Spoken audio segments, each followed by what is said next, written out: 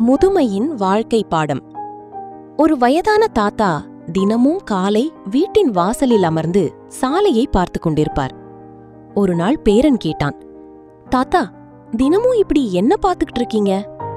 தாத்தா சிரித்துக்கொண்டே சொன்னார், போகிறவர்களை பார்க்கவில்லை, வாழ்க்கை எனக்கு கற்றுக் கொடுத்த பாடங்களை நினைத்துக் கொண்டிருக்கிறேன்.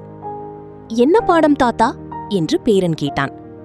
தாத்தா மெதுவாக சொன்னார், இளமையில் பணத்தை தேடினேன், பிறகு அந்த பணத்தை பாதுகாக்க ஓடினேன். குழந்தைகளுக்காக வாழ்க்கையை அர்ப்பணித்தேன், அவர்களுடைய எதிர்காலத்தை பற்றி கவலைப்பட்டேன். ஆனால் இப்போது புரிகிறது, நாம் சேர்த்த பணத்தை விட நாம் பகிர்ந்த அன்புதான் முக்கியம். நாம் கட்டிய வீட்டை விட நாம் கட்டிய உறவுகள்தான் முக்கியம். நாம் பெற்ற பதவியை விட நம்மை நினைத்து ஒரு மனிதர் சொல்லும் அவர் நல்ல மனிதர் என்ற வார்த்தைதான் பெரியது.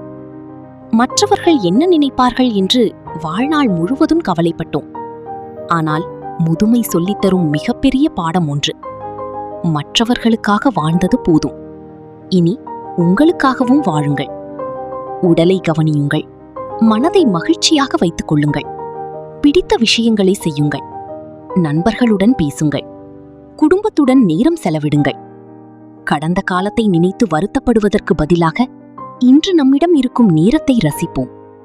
ஏனென்றால் முதுமை என்பது வாழ்க்கையின் முடிவு அல்ல, அது வாழ்க்கையை உண்மையாக புரிந்து கொள்ளும் காலம். உங்கள் முதுமை உங்களுக்கு என்ன பாடம் கற்றுக் கொடுத்தது? கமெண்டில் பகிருங்கள். வாழ்க!